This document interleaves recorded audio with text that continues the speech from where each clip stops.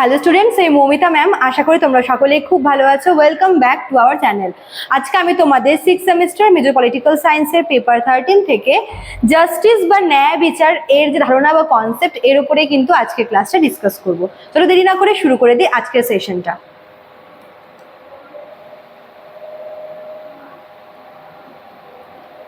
দেখো, ফার্স্ট আমরা দেখবো যে জাস্টিস বা ন্যায় বিচার বলতে আসলে কি বুঝিয়েছে। ন্যায় বিচার বা জাস্টিস বলতে বোঝায় সঠিক এবং ন্যায্য আচরণ করা।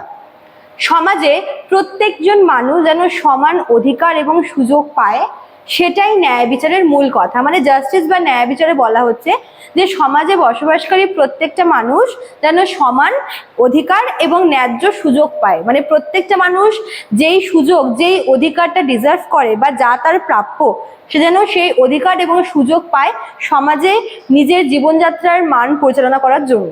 ঠিক আছে? অন্যায়, বৈষম্য, অত্যাচার দূর করে সবার জন্য সমান ও সুষ্ঠু ব্যবস্থা গড়ে তোলাই ন্যায় বিচারের লক্ষ্য।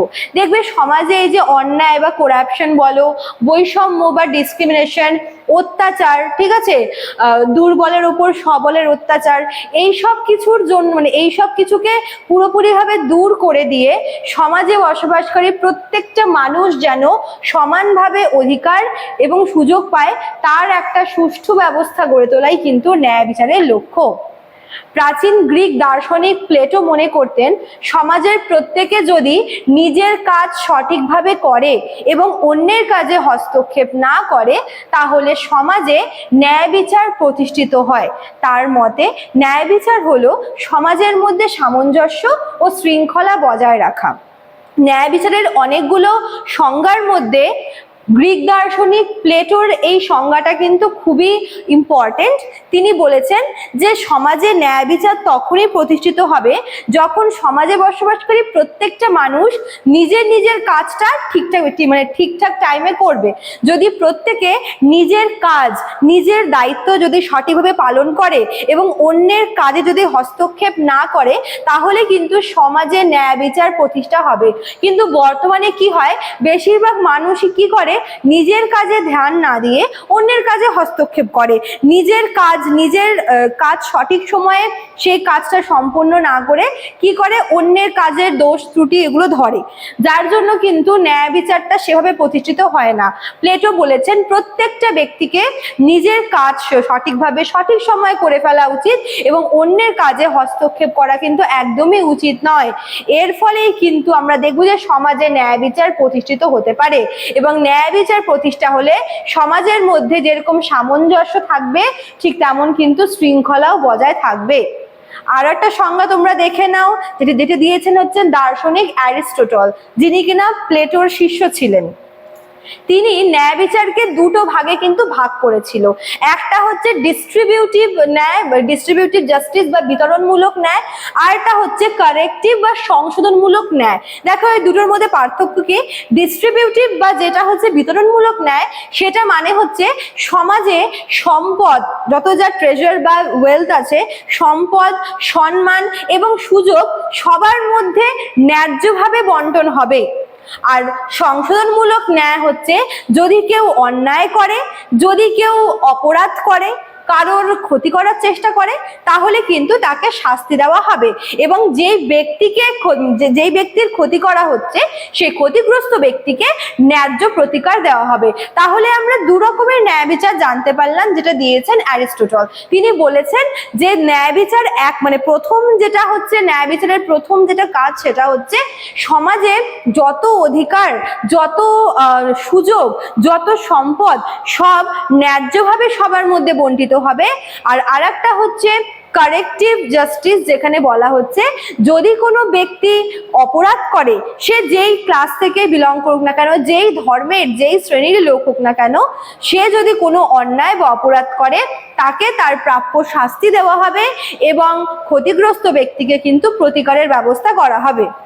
আয়োজন দেখো কি আছে, জন রলস, তিনিও কিন্তু ন্যায় বিচারের একটা সংজ্ঞা দিয়েছেন। তিনি ন্যায় বিচারকে ফেয়ারনেস বা ন্যায্যতা ধারণার সঙ্গে যুক্ত করেছেন। তিনি কি বলেছেন, সমাজের নিয়ম এমন হওয়া উচিত যাতে দরিদ্র এবং দুর্বল মানুষও উপকৃত হয়। অর্থাৎ ন্যায় বিচার মধ্যে মানে শুধুমাত্র যে সমান সুযোগ এমন নয়, বরং প্রয়োজন অনুযায়ী বিশেষ সুবিধা দেওয়া।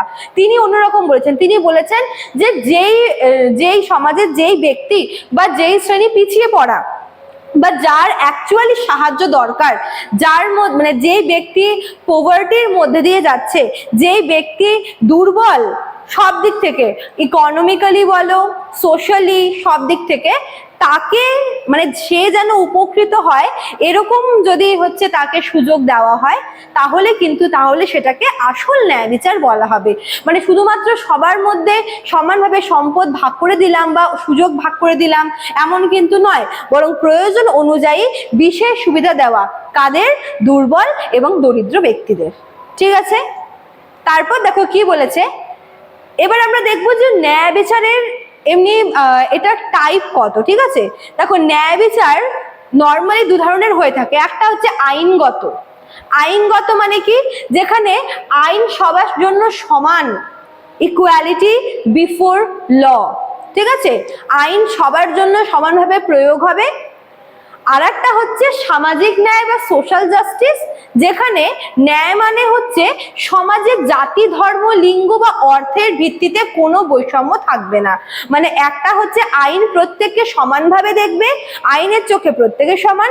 আর একটা হচ্ছে সমাজে কোনো রকমের কোনো বৈষম্য থাকবে না, জাতিগত বৈষম্য থাকবে না, ধর্মগত, লিঙ্গগত, আর্থিক কোনো রকমের ভিত্তিতেই কিন্তু বৈষম্য করা চলবে না। সংক্ষেপে বলা যায় ন্যায় বিচার হলো এমন একটি ব্যবস্থা যেখানে কিন্তু সবাই সমান মর্যাদা, সবাই সমান অধিকার পাচ্ছে এবং অন্যায়ের বিরুদ্ধে সঠিক ব্যবস্থা নেওয়া হচ্ছে, এবং যারা দুর্বল, যারা পিছিয়ে পড়া শ্রেণী, যারা আর্থিক দিক থেকে দরিদ্র, তাদেরকে প্রয়োজনে তাদের সুবিধা অনুযায়ী বিশেষ ব্যবস্থা নেওয়াই হচ্ছে ন্যায় বিচার। ঠিক আছে, চলো, তো এই ছিল তোমাদের আজকের ক্লাসটা। আশা করি তোমাদের কোনো কনফিউশন থাকবে না। তোমাদের অনলাইন ক্লাসেস কিন্তু শুরু হয়ে গেছে অলরেডি। যারা ভাবছো আমাদের কাছে অ্যাডমিশন নেবে, তারা আমাদের অফিসিয়াল নাম্বারে কিন্তু কল করে নিতে পারো। আমাদের অফিসিয়াল নাম্বার এখানে দেওয়া আছে। এছাড়াও কিন্তু এখানে কোর্স ফি দেওয়া রয়েছে, মেজর এবং মাইনর দুটোর জন্য তোমরা দেখে নিতে পারো। ঠিক আছে, চলো আজকে এতটুকুই থাকলো, দেখা হচ্ছে নেক্সট ক্লাসে। Thank you.